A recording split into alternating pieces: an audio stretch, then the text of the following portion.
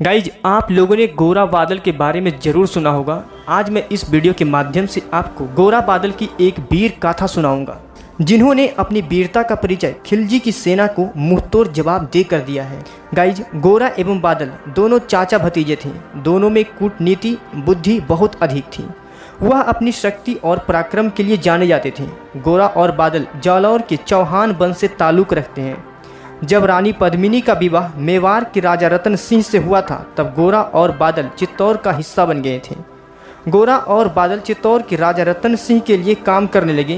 गोरा राजा रतन सिंह का सेनापति और बादल गोरा का भतीजा था।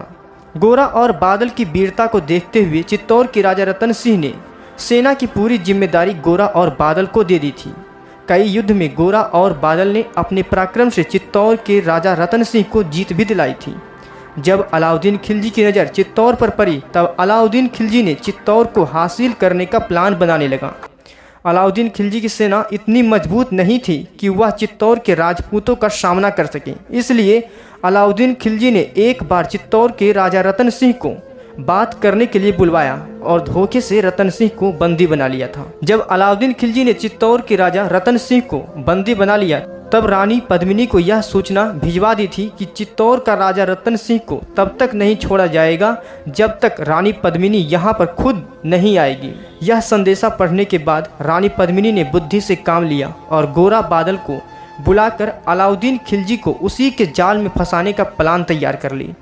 रानी पद्मिनी ने यह सूचना भिजवाई कि मैं वहाँ पर आने के लिए तैयार हूँ। एक पालकी तैयार करवाई और उस पालकी में रानी पद्मिनी की जगह पर गोरा को बैठा दिया गया था।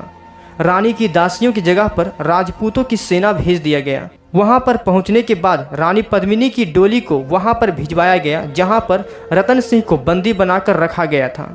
जब रतन सिंह ने देखा कि इस डोली में पद्मिनी की जगह गोरा है, तब वह बहुत खुश हुए।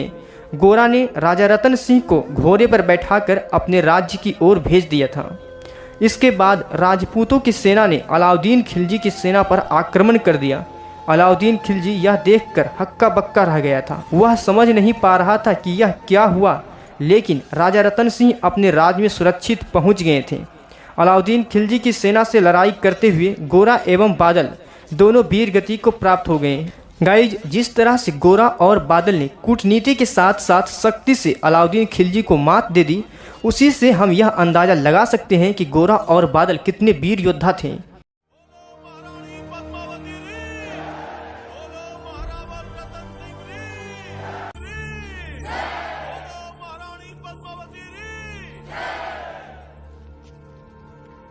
आज ये जय जयकार हमारे लिए नहीं, उन वीर योद्धाओं के लिए होनी चाहिए जिन्होंने मेवाड़ के लिए अपने सर गंवाए,